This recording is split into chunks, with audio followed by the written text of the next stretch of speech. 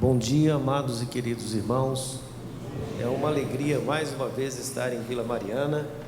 Nossa parceria tem sido longa, desafiadora, e temos tido o privilégio de compartilhar o Evangelho do nosso Deus em lugares distantes, juntos, pois missões é uma parceria da qual é o Senhor Deus que dirige todas as coisas, e é sobre isso que nós vamos pensar também nesta manhã. Eu tenho a alegria de estar comigo a minha esposa querida Marli, que alguns ainda não conhecem. Por favor, fique em pé, meu amor. Essa é a parceira de 35 anos de casamento, 27 anos de ministério, a serva de Deus. Temos trabalhado juntos. Obrigado, querida. A alegria de ver aqui alguns irmãos indígenas que estão na PEC, né? São missionários da PEC, daquele projeto de evangelização missionárias, e sei que tem ticunas e tem outras etnias juntos. Uma alegria, viu? Me sinto em casa, graças a Deus. Para quem não sabe, eu nasci no norte do Paraná. Eu sou filho de descendente italiano, acho que não precisa nem falar, está tão claro isso. Mas já há 27 anos no Amazonas, e Deus me fez assim, nesse biotipo amazônico. Então eu quero comunicar a vocês o nosso abraço caloroso e quente do Amazonas. Eu sei que tem muitas perguntas se realmente a floresta está incendiada. Eu acho que isso a gente pode até falar alguma coisa na escola bíblica dominical, mas o nosso coração está incendiado pela palavra de Deus, e isso é muito importante. Tem muitas coisas que se pode falar ao Amazonas, mas se tem algo que fala ao nosso coração, é aqueles que ainda não ouviram a palavra de Deus. Eu gostaria de lhe convidar a abrir a palavra do nosso Senhor no livro de Apocalipse, no capítulo 4. Nós vamos meditar em alguns versículos deste capítulo. Apocalipse capítulo 4.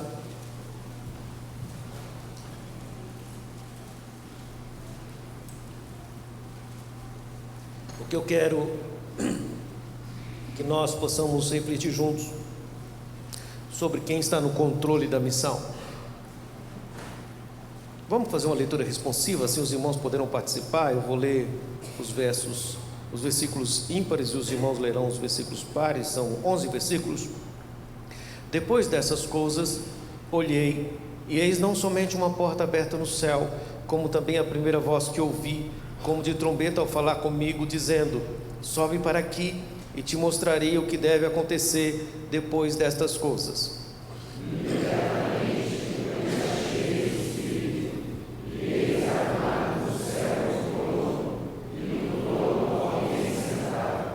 E esse que se acha sentado é semelhante no aspecto à pedra de jaspe e de sardônio, e ao redor do trono há um arco-íris semelhante no aspecto à esmeralda.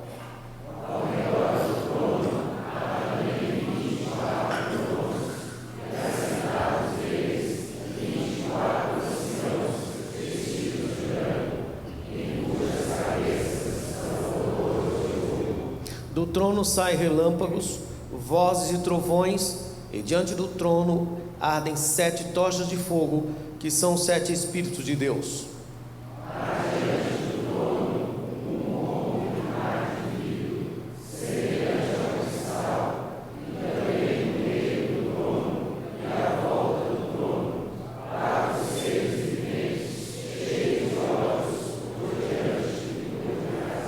O primeiro ser vivente é semelhante a leão, o segundo semelhante a novilho, o terceiro tem o rosto como de homem, e o quarto ser vivente é semelhante à águia quando está voando.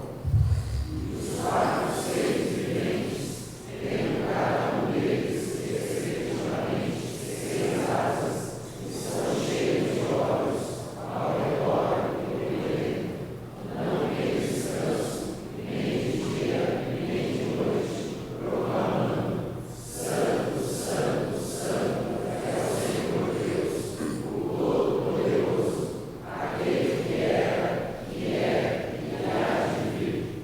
Quando esses seres viventes derem glória, honra e ação de graças ao que se encontra sentado no trono, ao que vive pelos séculos dos séculos, os 24 anciãos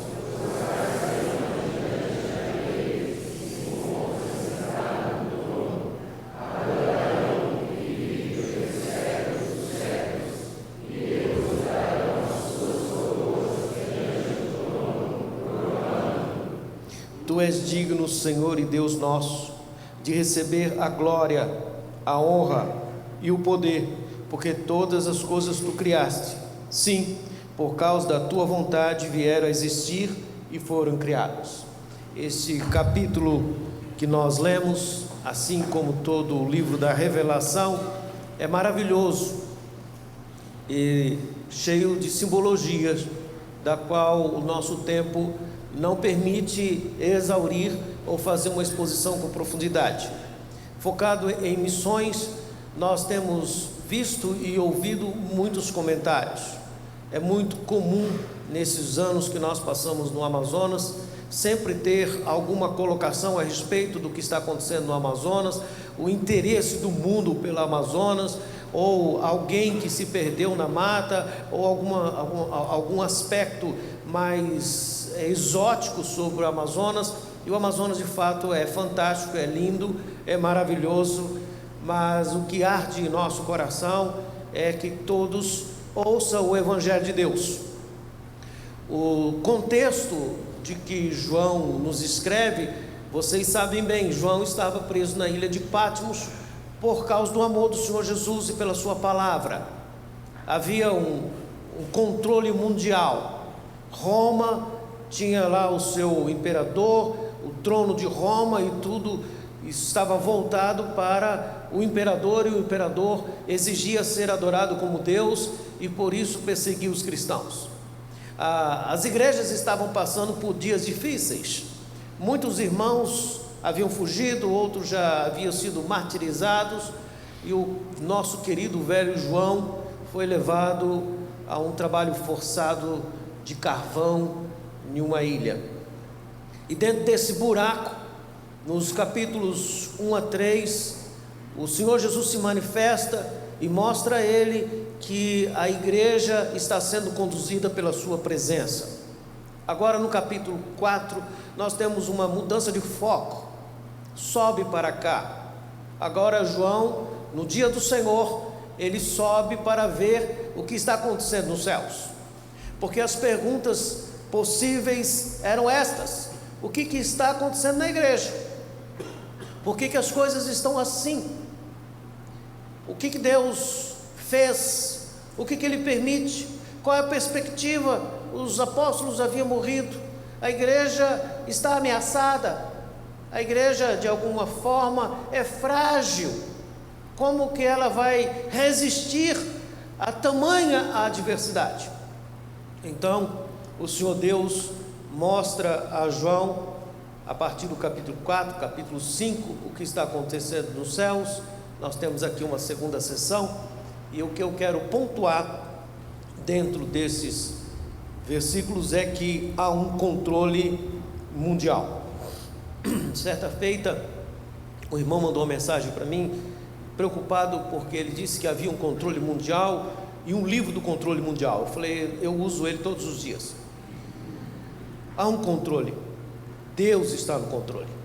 Percebam que no versículo 2, imediatamente me achei em espírito, ele está tendo uma visão, e eis armado no céu um trono, e no trono alguém sentado. Não é um trono vazio, não é o trono de Roma, não é o poder do império, não é o poder político dos homens. O Senhor Deus reina. Os capítulos 2 e 3 fala da igreja. A igreja é a missão de Deus. Deus enviou o seu Filho para salvar o perdido. A igreja está no mundo, mas ela não está sem direção. Há um controle, e o controle está nos céus. E aquele que está sentado nos céus reina. Ele é soberano. Em missões, todos nós que estamos envolvidos em missões nós fazemos projetos, nós fazemos planos, mas nós não sabemos de fato qual é o próximo passo. Muitas vezes nós fazemos um projeto e achamos que vamos ter sucesso, e até nos enganamos o que é sucesso. Eu estive visitando uma missionária chamada Carrie. Ela estava, quando eu visitei, há 33 anos, trabalhando com o povo Pirahã, tentando grafar a língua. e ela ainda não havia conseguido, e não havia nenhum relato de conversão. E nós estávamos tomando um caldo de macaxeira com peixe, e eu perguntei: Carrie, valeu a pena 33 anos? E ela ficou muito indignada. Ela ficou em pé, ela bateu na mesa e falou com muita ênfase: obedecer a Deus vale a pena, obedecer a Deus vale a pena, obedecer a Deus vale a pena. E sentou. Eu sabiamente não respondi nada, e passou uns segundos assim de silêncio. Ela disse: o que você está fazendo aqui? Eu falei: estou aqui porque obedecer a Deus vale a pena. Porque muitas vezes nós esperamos um resultado, mas o resultado é a obediência ao Senhor Deus. A última viagem missionária que o Senhor permitiu, nós visitamos o rio Cheruã. Há anos que eu estou procurando um contato com o povo Canamari. O povo Canamari é um povo subserviente entre as castas possíveis que se pode categorizar entre os indígenas. Se houvesse essa casta, então os Canamaris estão uma casta abaixo. É um povo subserviente. Tentei vários contatos na cidade de Irunepé, não tive êxito, e sempre indo para Envira, no projeto que nós temos juntos com esta igreja, a plantação de igreja em Envira. Certa vez eu resolvi desembarcar na cidade de Itamaraty. Me deu vontade de desembarcar em Itamaraty. O avião ele vai passando em algumas cidades: Tefé, Carauari, Itamaraty, Irunepé e depois Envira. Envira fica a 1.268 quilômetros linha reta de Manaus, e nós plantamos uma igreja lá juntos com essa igreja. Eu desembarquei sem conhecer ninguém, fiz amizade com uma pessoa, pedi uma carona, e ele me deixou no hotel. Eu cheguei no hotel, fui preencher como hóspede. Aí a moça disse: não precisa preencher, está tudo preparado. O quarto estava perfumado, ar-condicionado ligado, o frigobar completo. Eu falei: mas não precisa anotar? Não precisa, está tudo certinho. Tá bom. Eu perguntei onde que tinha uma refeição, ela informou, eu fui. Cheguei no lugar, tinha um indígena, tentei falar com ele, não consegui por causa da barreira da língua. Fiz a refeição, eu estava voltando para o hotel, passa um indígena forte do meu lado, e ele disse: está quente, né? Eu falei: muito quente. Aí eu apertei o passo e eu perguntei: que etnia? Ele disse: Canamari. Eu falei: Canamari? E você fala a língua portuguesa? Ele disse: eu falo a língua portuguesa. Eu falei: mas como você fala a língua portuguesa? Ele disse: eu vim estudar. Aí ele sentou no chão, eu sentei também. Ele disse: e o que você faz aqui? Eu falei: eu quero conhecer seu povo. Ele disse: quando? Eu falei: quando for possível. Ele disse: agora. Ele levantou e saiu, eu saí atrás. E nós entramos numa área de palafitas. Havia um grupo de indígenas que tinha ido à cidade, e eles estavam hospedados nesta casa, na casa do professor. Eu cheguei, ele foi andando, eu fui atrás. Ele entrou na casa, eu fui entrar e barraram, não deixaram eu entrar.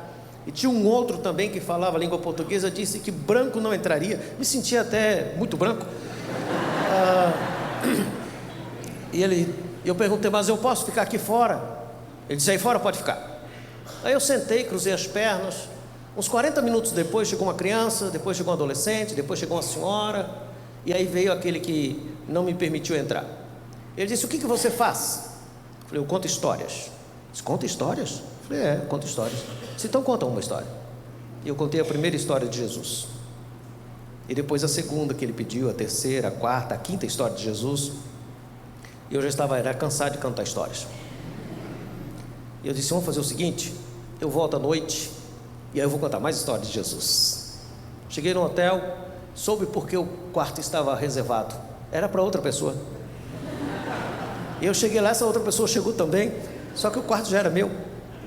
Meus irmãos, qual é a possibilidade de você ir numa cidade que você não conhece ninguém, está o quarto preparado, um indígena que fala a língua portuguesa, que você está há anos tentando procurá-lo, e você encontra ele na rua e tem a oportunidade de contar a história de Jesus? A missão funciona porque tem um controle, porque quem dirige a missão é Deus. O personagem da missão não é o missionário.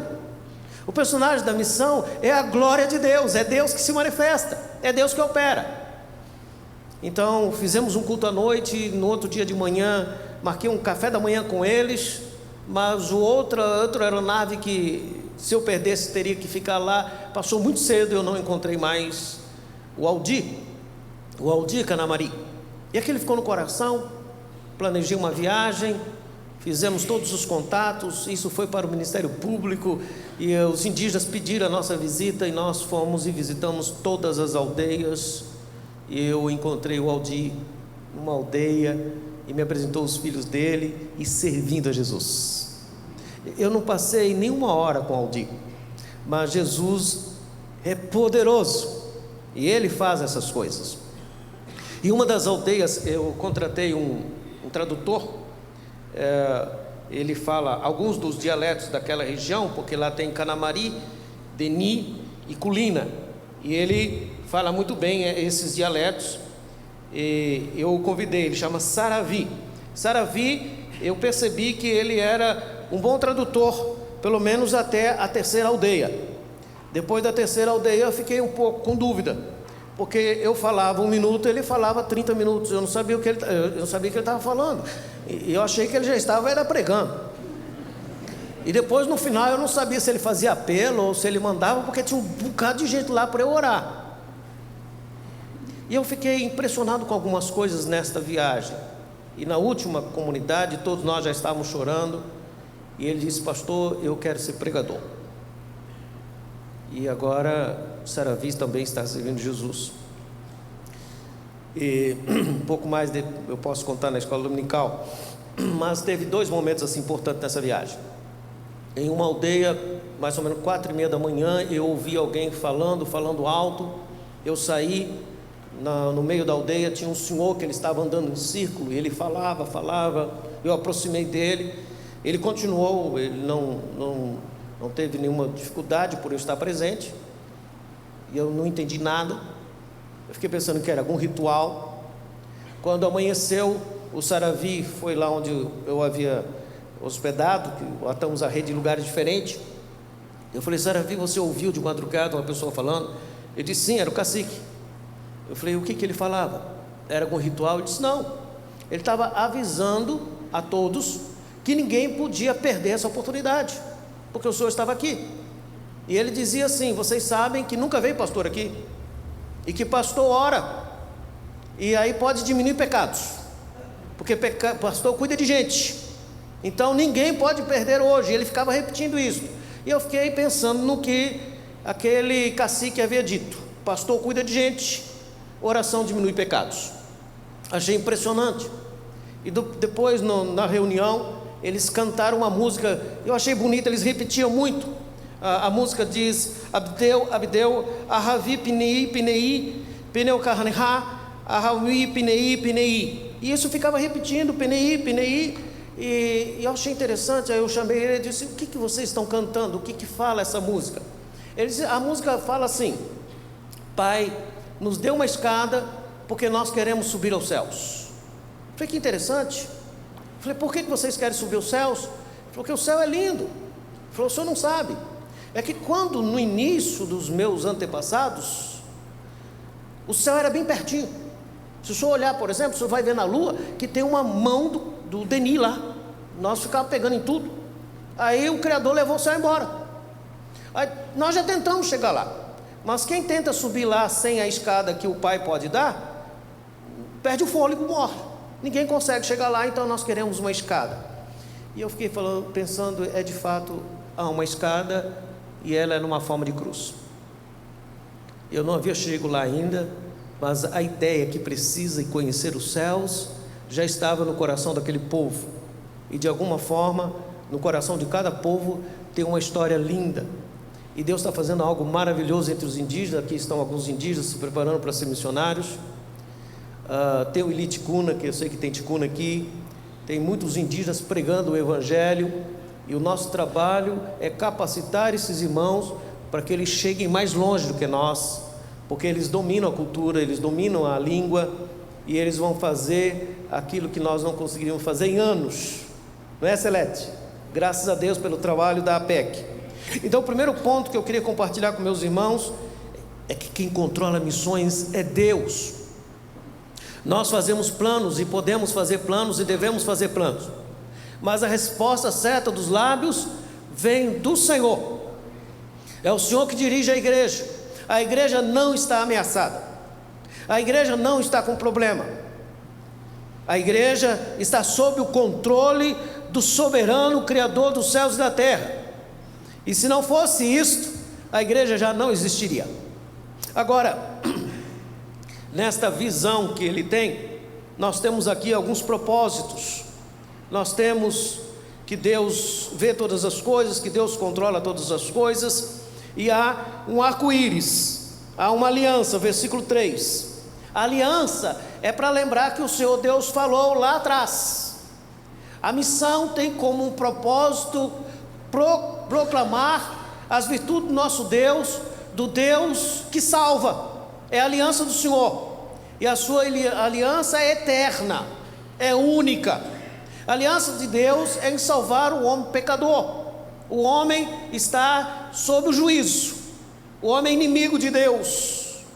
E quando nós olhamos que no trono João viu um arco-íris, lembra do que o Senhor Deus disse, que não haveria mais dilúvio sobre a terra, e que o plano da salvação eterna do nosso Deus é único, e que Ele salva.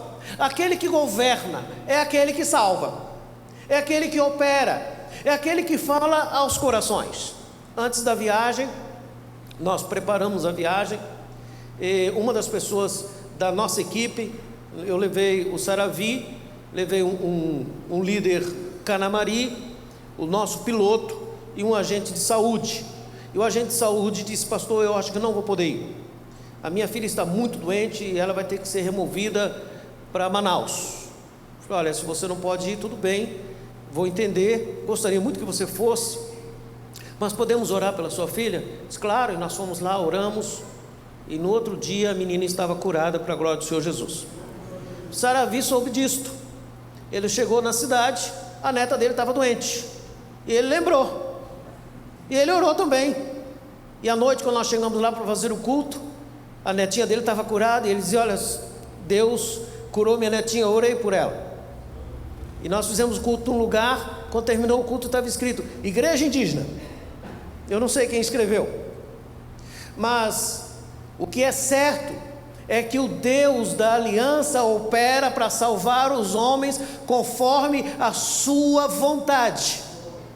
Não é na eloquência do missionário, não é na capacidade do missionário, é no propósito eterno da aliança de salvar o homem. E esse é o Deus que age e que opera. Então, o que nós precisamos fazer em missões? Nós todos estamos em missões, meus irmãos. Ele escolheu uns para, nós estamos lá no campo, mas nós estamos juntos. E o missionário não é nada superior ao irmão que está orando. Pelo contrário, a nossa maior necessidade é a oração. Esta igreja é missionária. Nós estamos na missão de Deus, no propósito da sua santidade. Tudo foi criado por um propósito. E isso é difícil às vezes admitir, porque nós queremos fazer algumas outras coisas, porque o nosso foco nem sempre está nos céus. Às vezes o nosso foco está demais na terra. John Piper disse que as pessoas estão com fastio, não porque elas estão desejosas e comeram demais a palavra de Deus, é porque comeram com terra. É porque às vezes o nosso foco está nos céus, mas quando nós temos essa visão dos céus, o nosso foco está na terra, e quando nós temos a visão dos céus, nós passamos a se comportar diferente na terra, porque tudo na terra passa, e o nosso propósito é para a glória de Deus, é para viver em santidade. Deus não nos chamou para nós ficarmos cada vez mais ricos e termos a melhor aposentadoria. Você quer pensar numa melhor aposentadoria? Pense nos céus. E se você quer investir na vida, invista para ficar mais parecido com Jesus, porque se nós nos apegarmos na terra, tudo que é da terra passa e acaba. Nós precisamos ver os céus. E o que é que João viu? João viu muitas coisas nos céus, mas se tem alguma coisa que precisa guardar no nosso coração, está no versículo 8, quando os 4 seres viventes proclamavam dia e noite, proclamando: Santo, Santo, Santo é o Senhor Deus Todo-Poderoso, o que é, o que era e o que há de vir. Nós temos que proclamar que o nosso Deus é puro, puro, puro, honesto, honesto, honesto, reto, reto, reto, verdadeiro, verdadeiro, verdadeiro, único, único, único, soberano, soberano, soberano. O que nós temos para falar em missões é do nosso Deus. Nós alcançamos uma etnia que ainda não tinha ouvido falar de Jesus, e os nossos indígenas que enviamos nos contaram que quando eles falaram que Deus tem um filho, eles ficaram admirados. Eles não sabiam que Deus tinha tido um filho. E então ele contou que esse filho vai voltar. Ele disse: então diga qual é o dia, porque nós queremos fazer uma festa. As pessoas precisam ouvir que o nosso Deus é único, e que Ele tem um filho, e que o seu filho salva os pecadores, da qual nós somos iguais. Eu estava numa aldeia e um antropólogo disse assim: antropólogo entende de índio e missionário entende da Bíblia. Aí Ronaldo estava conosco. Ronaldo disse: missionário entende de missões, antropólogo entende de antropologia, quem entende de indígena é o índio. E é isso que precisamos, é investir nesse povo, para que eles possam ir e proclamar que o nosso Deus é santo. E a igreja? A maioria dos estudiosos concordam que os 24 anciãos representam a igreja em todo o tempo, os 12 patriarcas e os 12 apóstolos. Há algumas interpretações diferentes, mas eu também concordo e penso que esses 24 anciãos representam a igreja, portanto nos representam.